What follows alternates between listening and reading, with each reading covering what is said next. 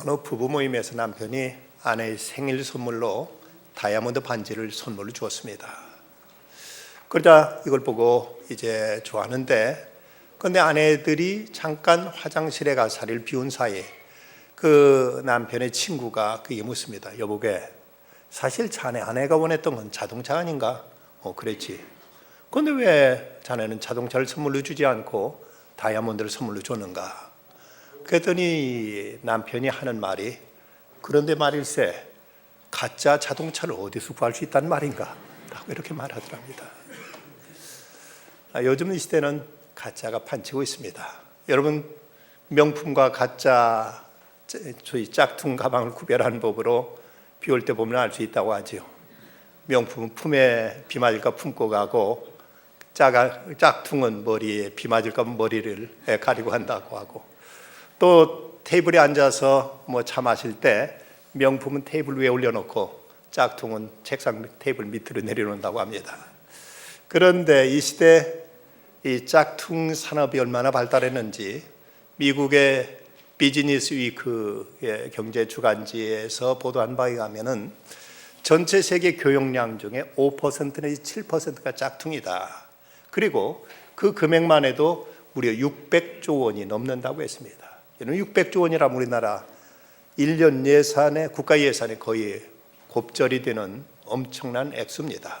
그러면 WTO 세계보건기구에서 발표한 바에 의하면 지금 거래되고 있는 의약품 가운데서 10%가 가짜다는 이런 얘기를 이제 보도하고 있습니다. 왜 이렇게 짝퉁이 많은가? 그 이유는 이것을 또 필요로 하는 사람이 있고, 또 이걸 통해서 수익이 더 많이 창출되는 것을 기대해서 이런 짝퉁이 범람하고 있습니다. 어떤 이는 그래서 말하기를, 우리가 만들 수 있다면 그들도 복제할 수 있다. 사람이 신제품을 만들면 또 어떤 사람 누구든지 그것을 다 이제 그대로 똑같이 찍어낼 수 있다는 것입니다. 어느 신제품이 하나 시장에 나오면 일주일이면 벌써 시장에 또 짝퉁이 또 등장하고 있다는 이런 얘기도 전해집니다. 그런데 참으로 심각한 것은 우리들이 신앙에도 짝퉁이 있지 않은가? 소위 그리스도인이라고 자처하지만 이 믿음에도 가짜가 있지 않느냐 하는 것입니다. 그럼 어떻게 진짜 신앙과 가짜 신앙을 구별할 수 있을까? 성경적으로 보면 몇 가지 구별해 볼 수 있는 것은, 먼저 그게 하나님께 대한 두려움이 있느냐는 것입니다. 누구나 죄도 지을 수 있고 나쁜 짓도 할 수 있지만, 그러면서도 정말 이건 안 되지, 이러면 벌 받지, 하나님 앞에 이래서는 안 되지 하는 그런 두려운 마음이 그에게 있느냐? 무슨 짓 저지로 하늘에 대한 두려움이 없다면 그는 결코 진정한 그리스도인일 수 없습니다. 또 하나, 그리스도의 은혜로 말미암은 사랑과 봉사가 있느냐 하는 것입니다. 성경에 보면 예수께 대답하시되 진실로 진실로 내게 이르노니, 누구든지 하나님을 사랑하노라 하고 그 형제를 미워하면 이는 거짓말하는 자니, 보는 바 그 형제를 사랑하지 아니하는 자는 보지 못하는 바 하나님을 사랑할 수 없다.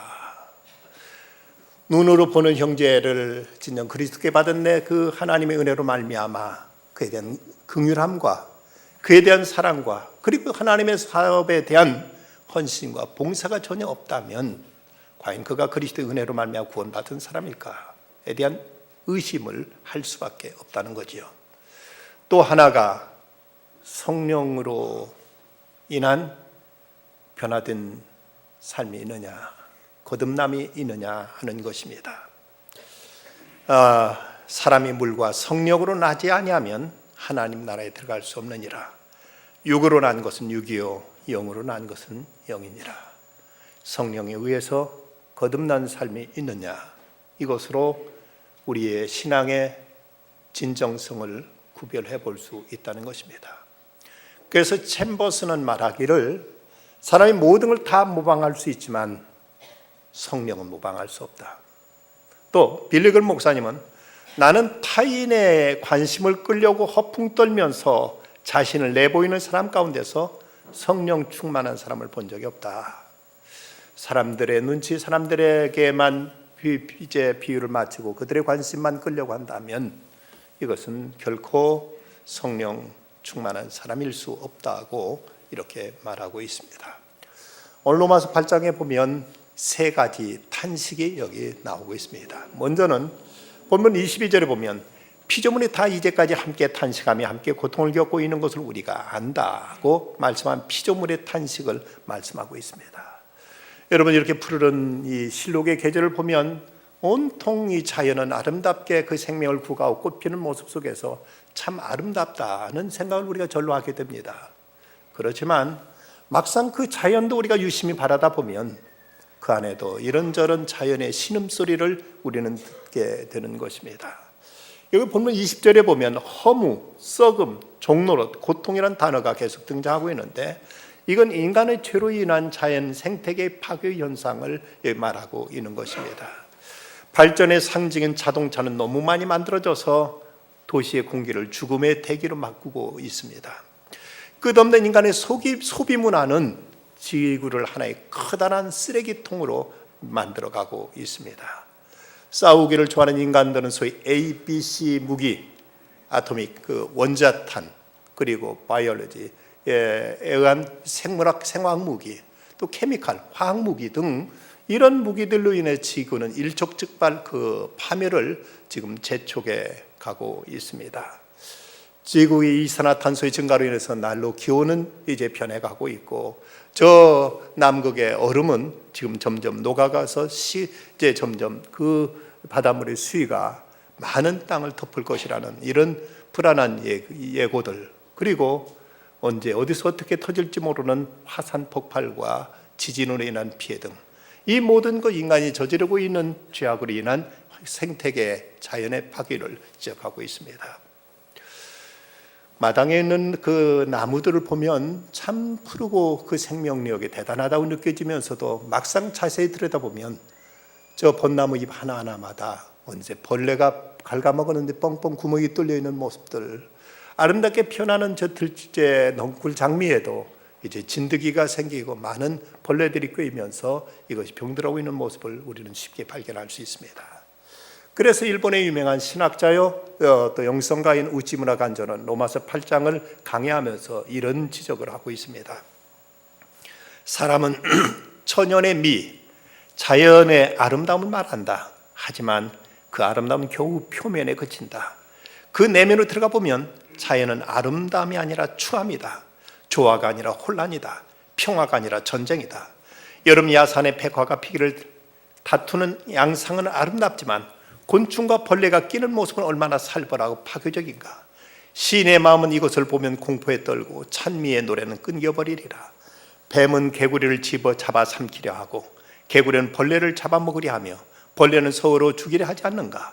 뱀을 노리는 독수리가 있고 독수리를 노리는 다른 새가 있다. 꾀꼬리 소리는 아름답다 해도 뱀은 그 둥지에 침입하여 알을 삼키려 하고 매는 그 새끼와 어미새를 엿보며 둥지 속에 탈란을 깨뜨리고 있지 아니한가. 여름의 숲은 결코 에덴의 동산이 아니다. 수중에서도 마찬가지다. 연못에 몇 마리의 기성장어가 있으면 다른 어류들은 복부에 구멍이 뚫리고 피를 빨리우고 쓰러져 그 자취를 끊기에 이르른다. 그들의 삶을 두려워함은 아주 심각하다. 고양이가 쥐를 가지고 희롱하는 모습, 쪽제비가 닭을 습경하는 모습은 무정하기 그지없고 잔인하기 짝이 없다. 꽃피는 벚꽃은 아름답지만 그 새 잎을 갉아먹는 벌레는 보기마저 소름 끼치고 소를 먹는 청솔 귀뚜라미며 별을 말라 죽게 하는 비류는 이루 다 셀 수 없다. 실로 귀를 땅에 대고 들여다보라. 자연의 신음소리가 들리지 아니한가. 가로되 나는 슬프다. 나는 고통스럽다. 인자여 나를 빨리 구원하라. 당신과 함께 하나님의 아들의 영광스러움에 들어가기를 원하노라. 이런 자연은 병들어가고 있고 신음하고 있습니다. 그래서 19절에 보면 피조물이 고대하는 바는 하나님의 아들들이 나타나는 것이니 세상의 죄인들로 인해서 파괴되는 이 자연을 보면서 이런 피조물들까지도 하나님의 아들들, 이제 참된 거룩한 성도들에 의해서 이 세상이 다스려지고 세상이 이 자연이 회복되기를 갈망하고 있다고 이렇게 말씀하고 있습니다. 그러면 본문 23절은 또 다른 탄식이 나옵니다. 이건 곧 성도들의 탄식입니다. 그뿐 아니라 또한 우리 곧 성령의 처음 익은 열매를 받은 우리까지도 속으로 탄식하며 양자될 것 곧 우리 몸의 속량을 기다리느니라. 우리가 그리스도의 은혜로 말미암아 우리는 구원받아 우리들의 영혼은 모든 탄식과 절망과 좌절과 멸망으로부터 구원받아서 기쁨과 찬양이 울려 퍼지지만, 그럼에도 불구하고 우리들은 또 아직 이 땅에 육신으로 머물러 있기 때문에 우리 몸의 속량을 기다리고 있다고 말하고 있습니다. 우리는 아직 이제 완전한 그 구원이 이 땅에 온전히 임하지 않은 예수 그리스도의 오심에 대해서 오스카 쿨만 같은 신학자는 그는 역설적인 두 개의 단어로 표현하고 있습니다. Already, 이미, not yet, 아직. 그리스도의 오심으로 이 땅의 구원이 이미 이루어졌지만 그러나 아직 완성된 것이 아니라는 것입니다. 그래서 그리스도가 다시 재림하심으로 이 땅에 완전한 구원이 이루어진다고 말하는데, 바로 이미와 아직이라는 두 시점 사이의 그 긴장 속에 우리는 살아가고 있습니다.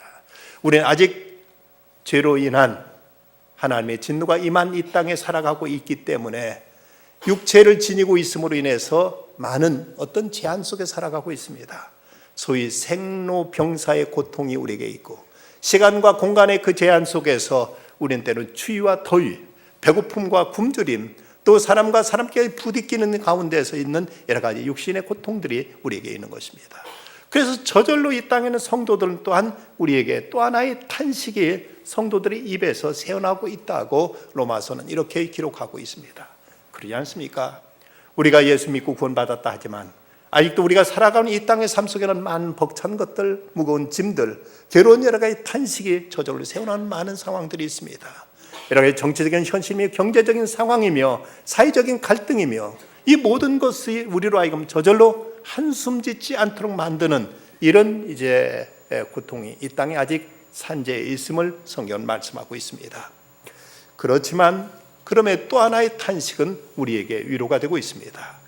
먼저 오늘 26절 말씀 보면 이와 같이 성령도 우리들의 연약함을 도우시나니 우리가는 마땅히 기도할 바를 알지 못하나 오직 성령의 말할 수 없는 탄식으로 우리를 위하여 친히 간구하신다고 말씀했습니다. 바로 하나님도 이 땅을 보시면서 탄식하십니다. 네, 하나님의 탄식은 당신 자신을 위한 탄식이 아니라 사랑하는 성도들을 보면서 저들을 위해 탄식하시는 것입니다. 그런데 그 탄식은 탄식으로 끝나는 것이 아니라 이제 이 말씀 보면 말할 수 없는 탄식으로 우리를 위하여 친히 간구하신다고 말씀하고 있습니다. 우리는 우리의 연약함을 도우신다. 하나님은 우리의 연약함을 도우시기 위해서 탄식하실 뿐만 아니라 이제 우리와 함께 하시며 우리를 도우시는 주님으로 성경은 이렇게 소개하고 있습니다. 미국의 유명한 백화점왕 제이시 펜이라는 분이 있습니다. 이분은 원래 목사의 아들 태어났습니다만은 그가 사업을 한다고 해서 일을 시작했지만 그만 그 사업은 도산하고 말았습니다. 말할 수 없는 절망과 좌절에 빠져서 그야말로 어떤 이제 기댈 데 없는 이런 절망적인 상황에서 그는 미시간주에 있는 배틀크릭에 있는 격리병원에 수용되어 있었습니다.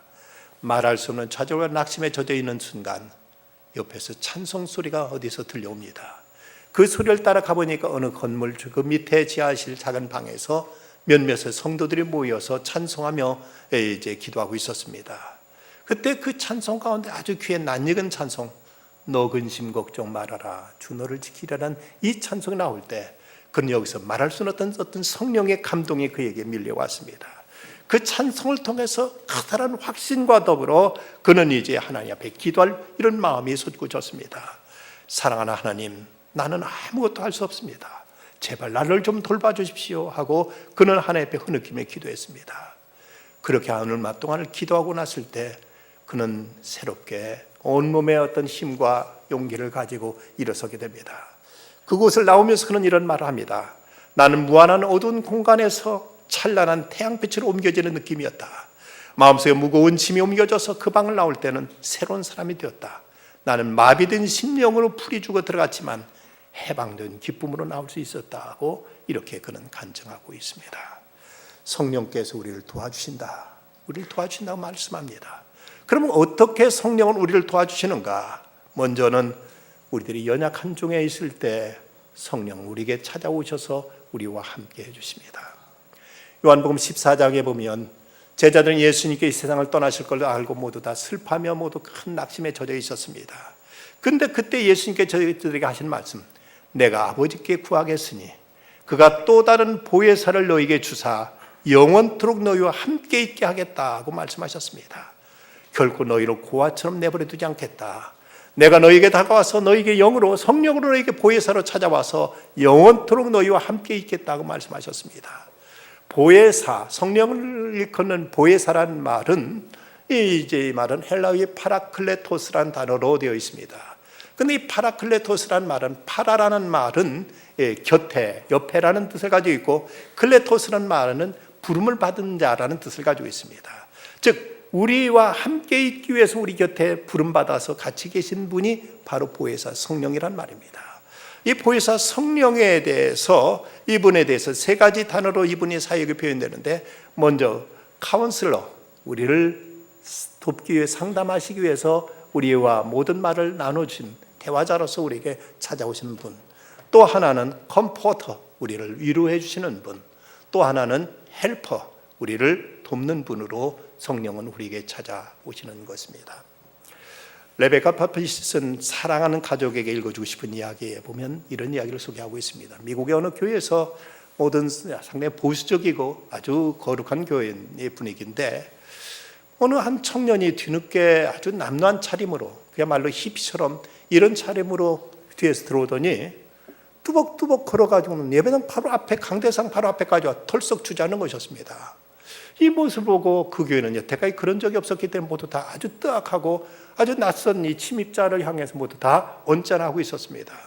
어떻게 저 친구를 이제 내쫓아버리든지 저 친구를 이제 뒤로 보낼까 하고 있는데 그 교회 아주 모든 성도들이 존경하는 80대의 그 성도가 모든 사람들 존경받는 분이 이분이 일어나더니 앞으로 걸어 나갑니다.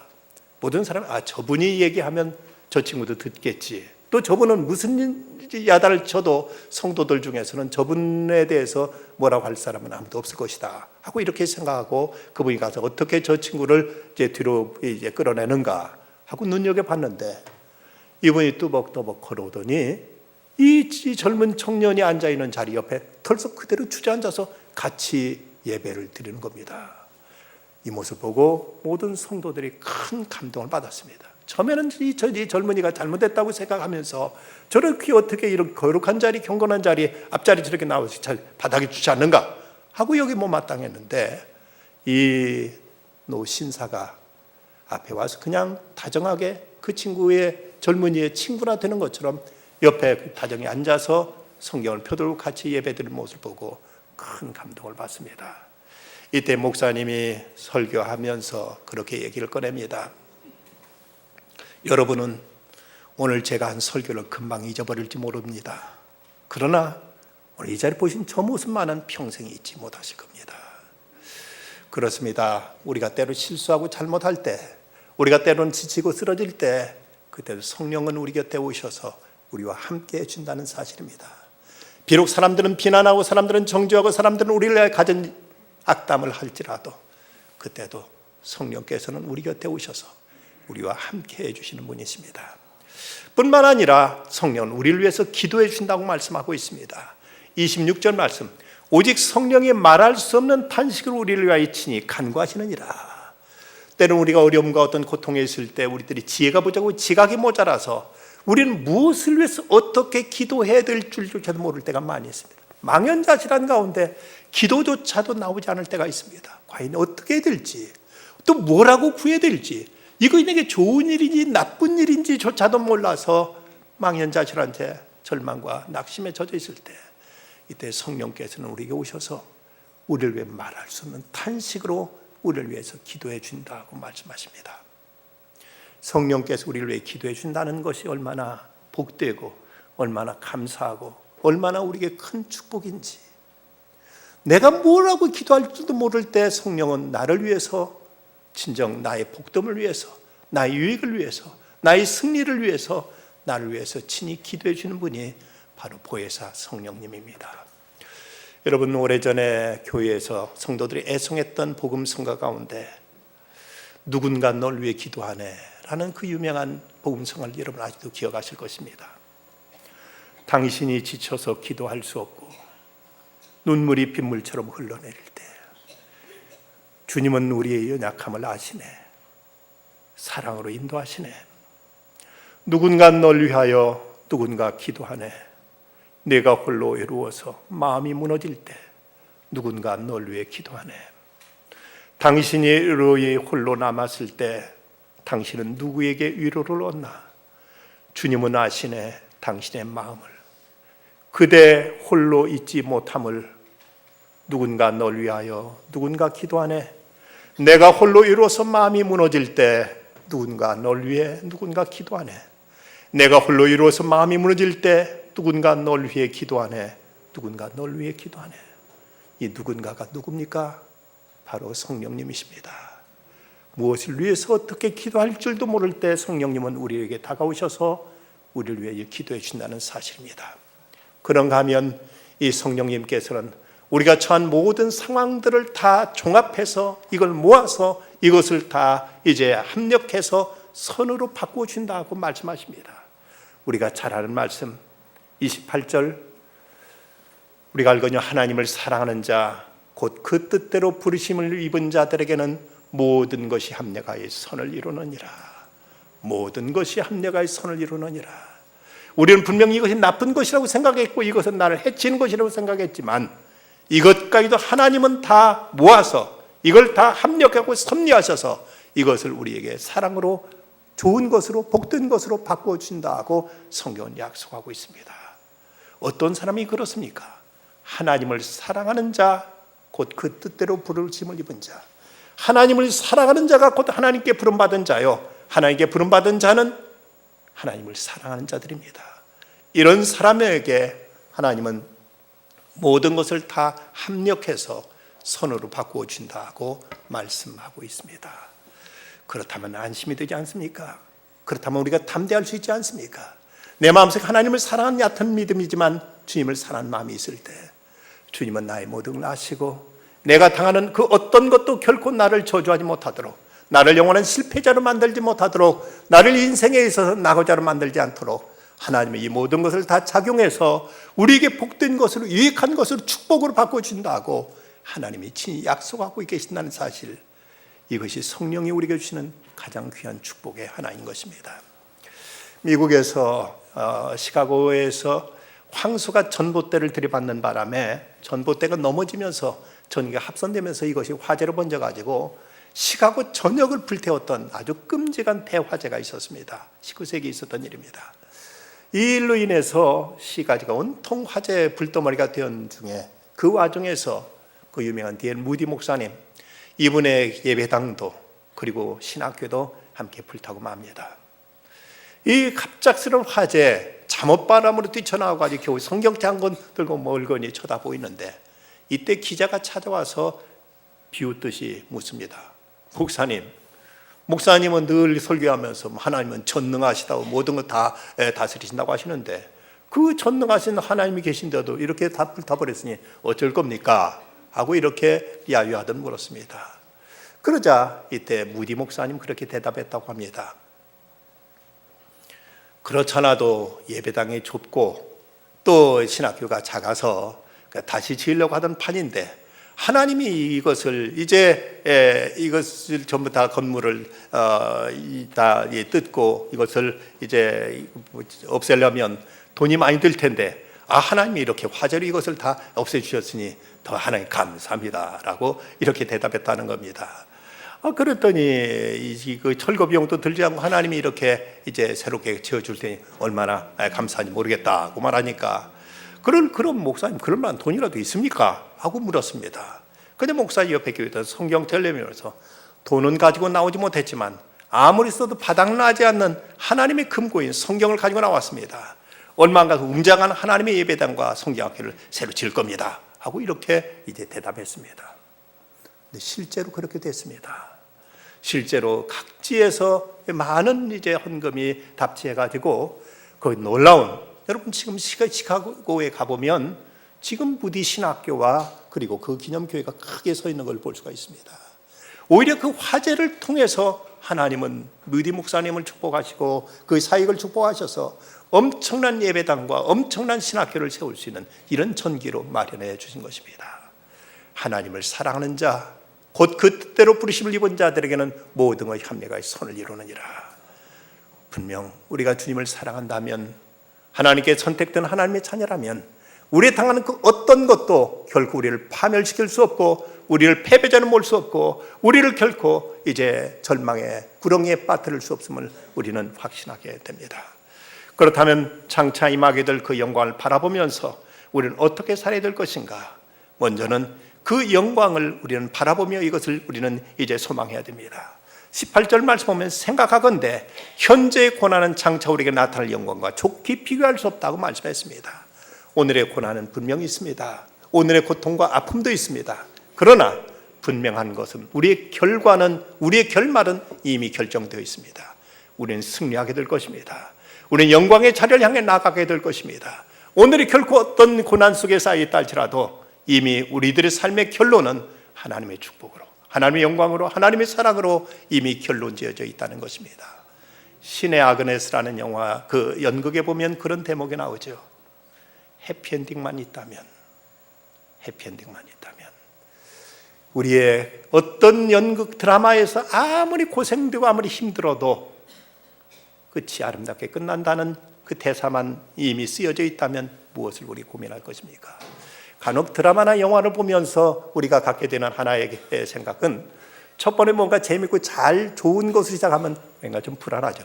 앞으로 무슨 일이 닥칠 것인가. 근데 오히려 처음에 고난 속에 시작하면 저 여행은 분명히 해피엔딩 마무리되겠다 하는 이런 이제 우리들의 많은 경험을 통해 깨닫게 됩니다. 성도의 삶이 그렇습니다. 오늘의 고난이 있을지라도, 오늘의 역경이 있을지라도, 오늘 지금 당하는 고난은 내일 받을 영광과 좋게 비교할 수 없다고 말씀합니다. 그렇다면 오늘 우리는 장차 입게 될 그 영광을 바라보며 오늘의 고난을 이겨내야 됩니다. 인내해야 될 것입니다. 우리가 소망으로 구원 얻었음에 보이는 소망이 소망이 아니니 보는 것을 누가 바라리요? 만일 우리가 보지 못하는 것을 바라면 참음으로 기다릴지니라. 참음으로 기다릴 것이라고 말씀했습니다. 제임스 그레이는 말하기를, 본향 가는 것이 확실하다면 그 도상에서 조그만 어려움이야 내가 얼마든지 견딜 수 있겠느냐고 말합니다. 고향 가고 있는 우리들, 하나의 영원한 본향 천국을 향해 가고 있는 우리들, 그 영광이 이미 우리에게 보정되어 있기 때문에 잠시 겪는 고난짐이야 우리가 얼마든지 참을 수 있겠지 않겠느냐. 그런가 하면 오늘의 어려운 현실을 내 의지나 힘으로는 이겨나갈 수 없기에 성령의 권능을 받아야 됩니다. 오직 성령이 너에게 마시면 너희가 권능을 받을 것이다. 오늘 넉넉히 이겨낼 수 있는 힘도, 그런 이제 믿음도, 그런 권능도 우리에게 주신다고 말씀하고 있습니다. 러시아 황제였던 니콜라스 1세가 한 번은 병사에게, 잘 알고 있는 한 병사에게 국경에 있는 요새에서 그 경비를 책임을 맡기고 또 재정을 그에게 상당 부분을 맡겨주었습니다. 그런데 이 병사가 그만 가서 허튼 짓 하느라고 이제 노름에 빠져서 그 정부의 그 국고를 상당 부분을 이걸 이용하고 이것을 그만 축내고 말았습니다. 그런데 이 사실 알았는지 몰랐는지 정부 이것을 조사하는 실사단을, 장교를 보내서 그의 모든 재정 상태를 다 이제 조사하겠다는 이런 통보가 왔습니다. 그 통보를 받고 나서 이 병사는 거기에 대한 두려움으로 젤바 몰랐습니다. 자기가 도대체 얼마나 많은 돈을 유용했는가를 다 계산해 보니까 도무지 자기가 갚을 수 있는 양이 되질 못했습니다. 그는 걱정 속에 아무래도 나는 여기서 처벌받고 나는 이제 제명 못 살겠다 생각하고는 그가 계산하는 그 계산서 옆에다가 한 줄기 메모를 남겼습니다. 엄청난 이 빚을 누가 다 갚을 수 있겠는가? 라고 이렇게 써놓고는 피곤해 지쳐서 잠시 눈을 감고 이제 잠에 들었습니다. 그런데 그 밤에 바로 니콜라이 1세가 그곳을 방문했습니다. 한밤중에 도착해 보니까 불은 켜 있고 문은 이제 열려 있는데 보니까 그 병사가 세상 모르고 잠들어 있는 겁니다. 근데 책상에 보니까 거기에 이제 뭔가 그 계산이 다 나오고 거기에 써 있는 그 글이 누가 이 엄청난 빚을 다 갚을 수 있겠는가 하는 이제 그 글귀가 있습니다. 니콜라이 1세가 그것을 유심히 쳐다보고 있다가 한마디 뭐라고를 쓰고 한마디 사인을 하고는 그리고 나갔습니다. 깊은 잠에 떨어져 있던 이 병사가 잠에서 깨어납니다. 깨어나고 총을 꺼내서 자살하려고 하는 순간 그 자기가 써는 거기에 뭐라고 이제 돼 있는지 이제 그 어떤 글자가 써 있는 걸 보고는 유심히 쳐다봤습니다. 그랬더니 누가 이 빚을 다 갚을 수 있는가 써는 그 밑에다가 니콜라이 1세라고 딱 서명이 돼 있었습니다. 황제가 갚아주겠다는 겁니다. 황제가 누가 갚을 수 있는가? 내가 갚아주마 하는 황제의 서명이 있었을 때 그는 여기서는 뛰어뛸 듯한 기쁨과 감격과 희열을 맛봅니다. 황제가 나를 불쌍히 여겨주구나, 황제가 오셔서 나를 살려주구나 하고 그 서명을 통해서 그는 여기서 새 삶을 얻을 수가 있게 된 것입니다. 우리가 살아가는 세상 속에는 참으로 탄식할 일들이 많습니다. 좌절하고 절망할 수밖에 없는 일들이 많습니다. 그러나 하나님은 우리에게 함께 하시겠다는 약속으로 성령을 보내주셨고 보혜사 성령께서 우리와 함께 하심으로 성령이 우리에게 인쳐주심으로 하나님이 담당해 주겠다. 하나님께 우리를 위해 기도해 주시고 이 모든 것도 다 결코 나쁜 것이 아닌 좋은 것으로 바꿔주겠다 하고 성령으로 인쳐주신 것, 이것이 바로 보혜사 성령의 은혜인 것입니다. 상처도 때로 우리들의 삶의 일부분이고 우연히 일어난 일들만은 아닙니다. 고난을 통해 우리는 노래를 배우게 되고 그 노래는 우리를 춤추게 합니다. 상처와 축하, 고난과 춤은 결코 어울리지 않는 한 쌍입니다만은 그러나 하나님과 동행하는 사람들에게는 자연스러운 짝이 될 수 있습니다. 우리는 모든 것이 합력하여 선을 이루는 줄 알기에 깊은 슬픔 가운데서도 탄식 속에서도 도리이제는 찬송을 부를 수 있게 된 것입니다. 여호와의 속량을 받은 자들이 돌아오되 노래하며 시온에 이르러 그들의 머리 위에 영영한 희락을 띠고 기쁨과 즐거움을 얻으리니 슬픔과 탄식이 사라지리로다. 성령님은 우리에게 오셔서 슬픔과 탄식을 물리쳐 주시고 영영한 기쁨을 얻게 하시란 말씀하십니다. 우리를 위해 탄식하시며 기도하시는 성령의 인도하심 따라 날마다 그 영에 충만하여 그 그리스도를 증거하며 살아가는 중에 오늘 이겨내는 이제 능력을 권능으로 덧입혀 주시고 우리의 탄식을 찬송으로 그리고 슬픔을 영광으로 바꿔주시는 하나님의 은총, 성령의 은사가 우리 모든 성도들에게 충만히 임하시기를 간절히 축원합니다. 기도하시겠습니다. 걸어가신 주님, 오늘도 성령의 인도하심 따라 아버지 집에 찾아 나왔습니다. 저기는 아직도 무거운 짐이 있고 이 땅에 살면서 슬픈 탄식이 사라질 새가 없는 고난의 삶도 있지만 그러나 감사한 것은 성령께서 우리와 함께 하시고 우리를 위해서 탄식하며 기도하시고 이제는 모든 걸 합력해 선으로 바꾸신 귀한 은총을 저에게 허락하심을 감사합니다. 이 하나님의 귀한 약속을 믿고 이 믿음으로 세상을 이겨나갈 수 있게 해주시고 어떤 상황이 더 낙심하지 않고 내일의 영광을 바라보며 믿음을 승리하는 모든 성도들 다 되도록 주여 역사하여 주시고 함께하여 주시옵소서. 우리 주님 예수 그리스도의 이름으로 간절히 기도드리옵나이다. 아멘.